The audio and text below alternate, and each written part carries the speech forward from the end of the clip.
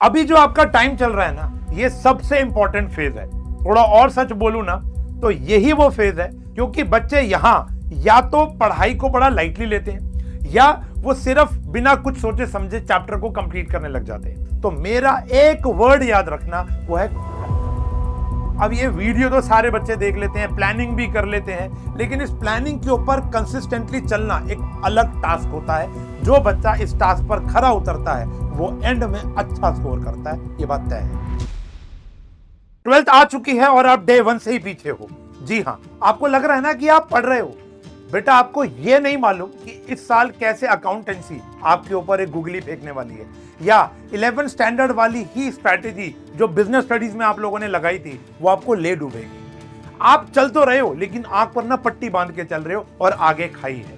रास्ता बिल्कुल भी मुश्किल नहीं है, लेकिन अगर मुझे दिखाई ही नहीं दे रहा तो गिरना तो तय है ना।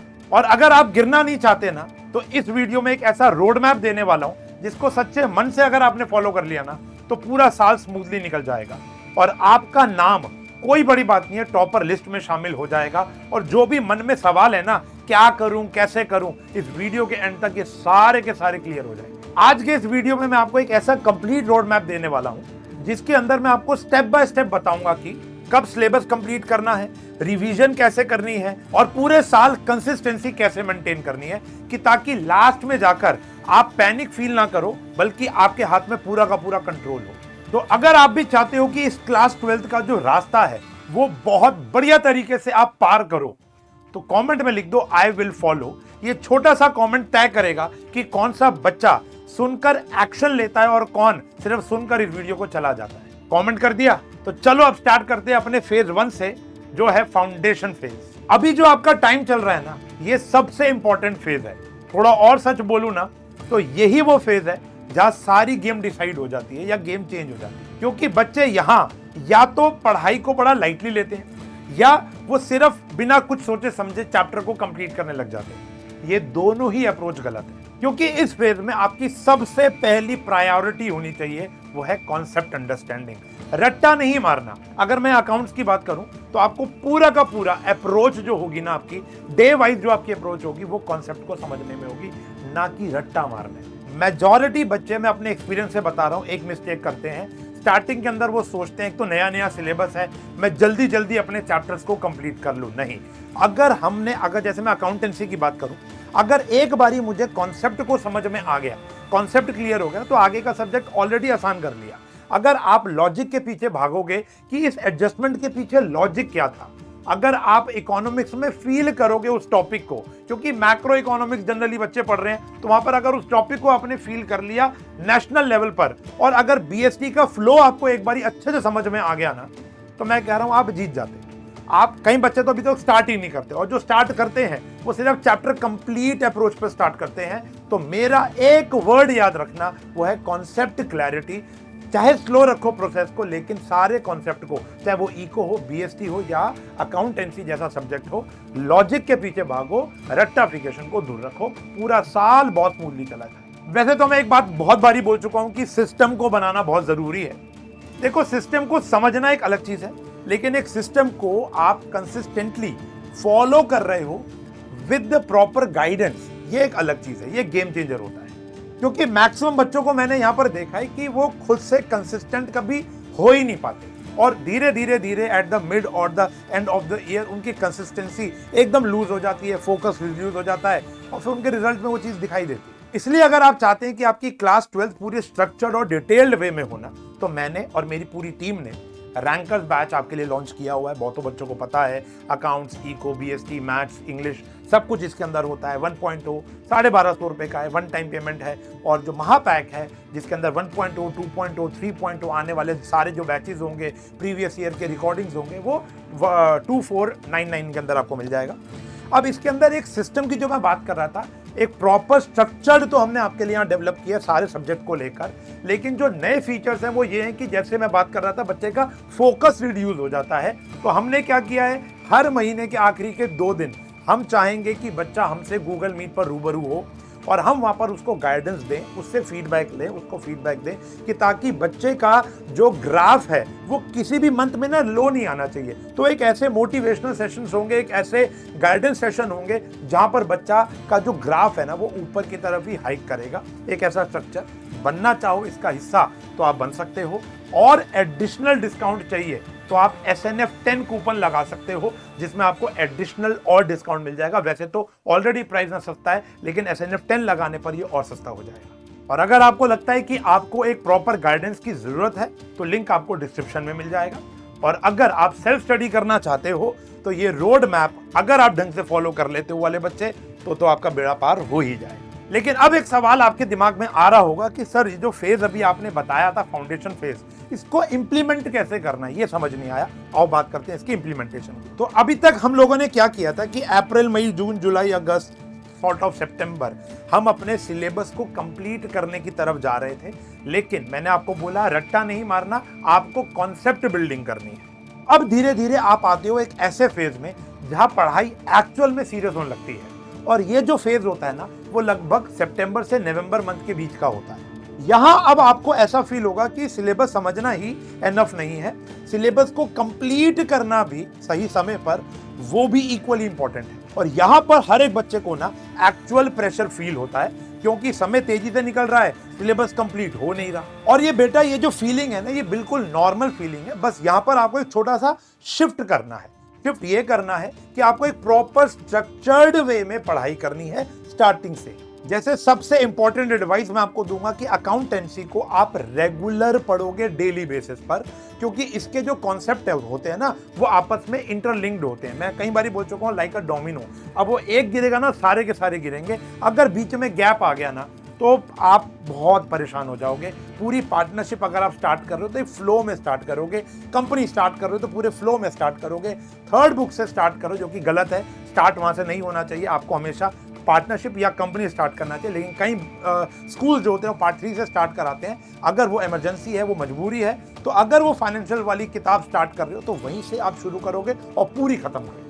और बिजनेस स्टडीज और इकोनॉमिक्स को मेरे पॉइंट ऑफ व्यू में आप ऑल्टरनेटिव रख सकते हो कि ताकि रोज ही सेम थ्योरी आपको नहीं पढ़नी पड़ रही। जैसे एक दिन बिजनेस स्टडीज के मजे लो, एक फ्रेश टॉपिक आपको वहां मिलेगा, ऐसे अगले दिन इकोनॉमिक्स। तो एक आपका ना फ्लो भी बना रहेगा और एक बैलेंस भी मेंटेन रहेगा।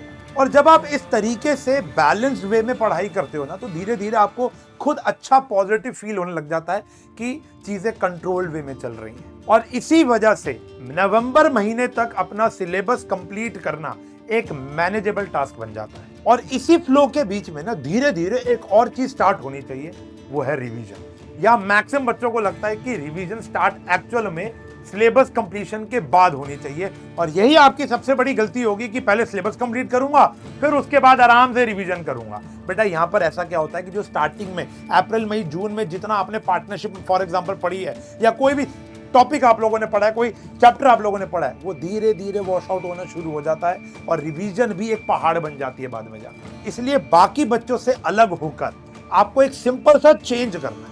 वो चेंज ये है कि आपको साथ साथ जो आप पढ़ रहे हो ना, आप साथ साथ आपको रिवाइज भी करना है। जैसे आज आपने कुछ पढ़ा तो या तो उसी दिन रात को आपने उसको रिवाइज कर लेना है या मैक्सिमम अगले दिन रिवाइज करना है। तो पढ़ा रिवाइज ऐसे तो आपने पूरा चैप्टर कंप्लीट करना है। और जैसे आपका चैप्टर 1 कंप्लीट हो गया, चैप्टर 2 कंप्लीट हो गया, तो जब चैप्टर 3 चल रहा है तो थोड़ी थोड़ी रिवीजन आपको चैप्टर 1 की भी उठानी है और चैप्टर 2 की भी उठानी है। और जब आप इस तरीके से रिवीजन को अपने डेली रूटीन का हिस्सा बना देते हो ना तो आगे जाकर 1-2 महीने बाद आपको ऐसा फील होगा कि जो टॉपिक या जो काम आपको पहले डिफिकल्ट या टफ लग रहा था ना वो अब धीरे धीरे ना इजी फील हो रहा है। और सबसे इंपॉर्टेंट, आपको लास्ट में रिवीजन का प्रेशर फील नहीं होगा। आपके पास प्लेंटी ऑफ टाइम होगा सैंपल पेपर्स लगाने का। कई बच्चे क्या करते हैं, पहले सिलेबस पूरा करते हैं फिर रिवीजन मोड पे आते हैं, फिर सैंपल पेपर का उतना समय नहीं बचता।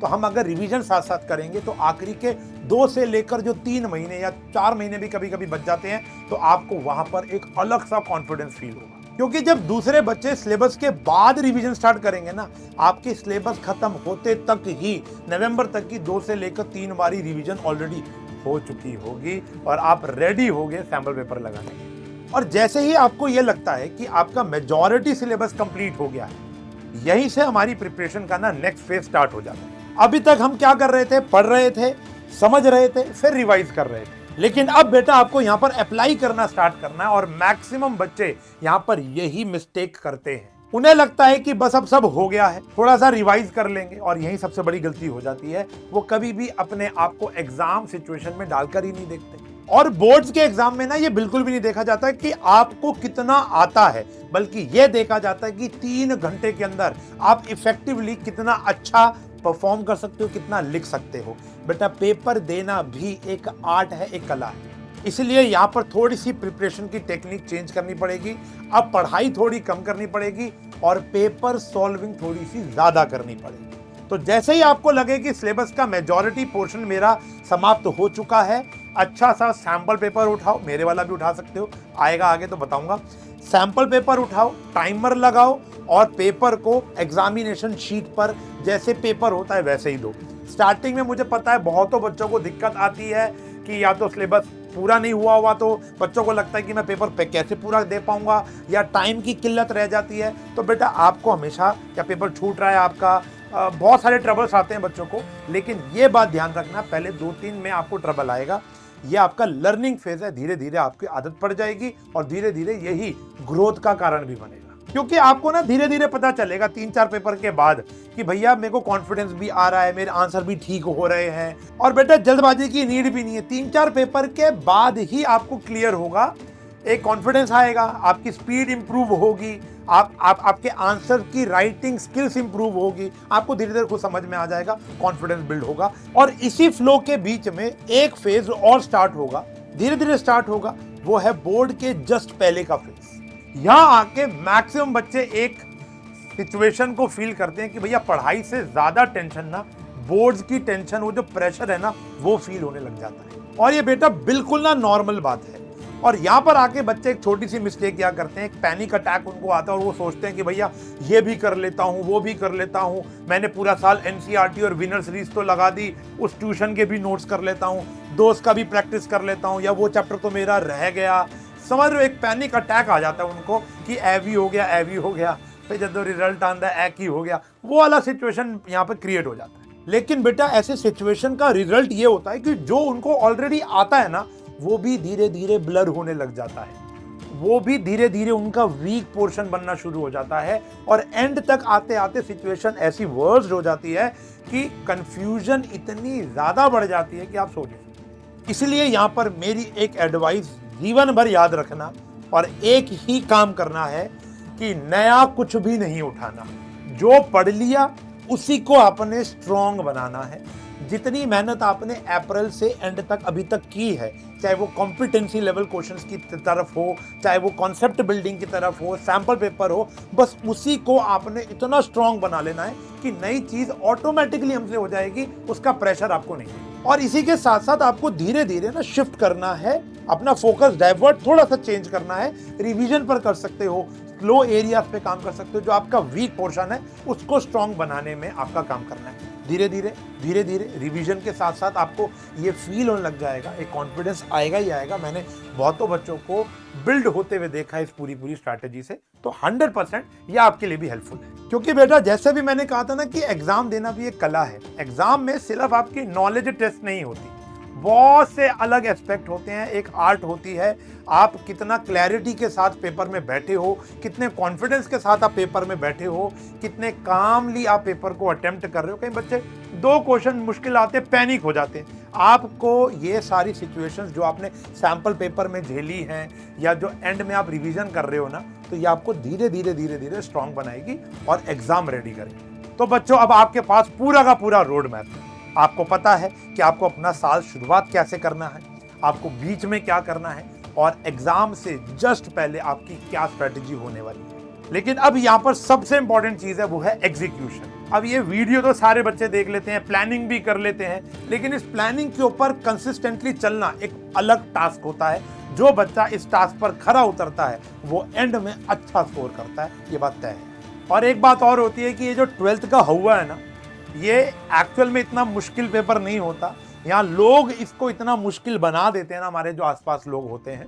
और वैसे तो आपने अगर स्टार्टिंग के अंदर ही इतनी क्लैरिटी ले ली है और आप इसको कंसिस्टेंटली फॉलो करने वाले हो या कर लेते हो, तो आपको लास्ट में पैनिक अटैक्स नहीं आएंगे, पैनिक नहीं होगा सिचुएशन, आप कॉन्फिडेंस फील करोगे 100%। और जब कॉन्फिडेंस आता है ना तो पेपर का डर ऑटोमेटिकली खत्म हो जाता है, और जब डर ही खत्म हो गया, कॉन्फिडेंस आ गया, तो परफॉर्मेंस तो ऑटोमेटिकली इंप्रूव हो जाती है। इसलिए आज ही ये फैसला ले लो कि हम जो भी पढ़ाई करेंगे वो रैंडम पढ़ाई नहीं करेंगे, एक सिस्टम के साथ पढ़ाई करेंगे, स्ट्रैटेजी को फॉलो करके पढ़ाई करेंगे। अगर खुद चल सको तो वेल एंड गुड, नहीं चल सको तो मैंने आपको कोर्स बता दिया, जिसका लिंक आपको डिस्क्रिप्शन में मिल जाएगा, और क्लासेस भी बहुत जल्द स्टार्ट होने वाली है, तो आप उसका हिस्सा बन सकते हो। और अगर हम कंसिस्टेंटली इस पूरे साल चल लिए तो भैया बल्ले बल्ले है, आपको पता है। और अगर आपको इस वीडियो से थोड़ी सी भी क्लैरिटी मिली हो, वैसे ये सिर्फ एक वीडियो नहीं है जो 12th के रोड मैप पर आएगी, मेरे पूरे के पूरे चैनल के ऊपर आपको मल्टीपल वन शॉट्स मिल जाएंगे, स्ट्रैटेजीज और भी मैं बीच बीच में आपको लाके गाइड करता रहूँगा। और ये वीडियो अच्छी लगी तो दोस्तों के साथ ज़रूर शेयर करना, और स्टेप बाय स्टेप चलना। मैं पूरे साल कंसिस्टेंट रहूँगा इस चैनल के ऊपर आपके लिए, आपके साथ बड़ा भाई, कोई एक मेंटोर खड़ा हुआ, ये याद रखना, जो आपको एंड तक, बोर्ड के पेपर तक नहीं छोड़ने वाला। मिलूंगा क्लासेस के अंदर या और वीडियोस के अंदर, तब तक के लिए take care and start learning.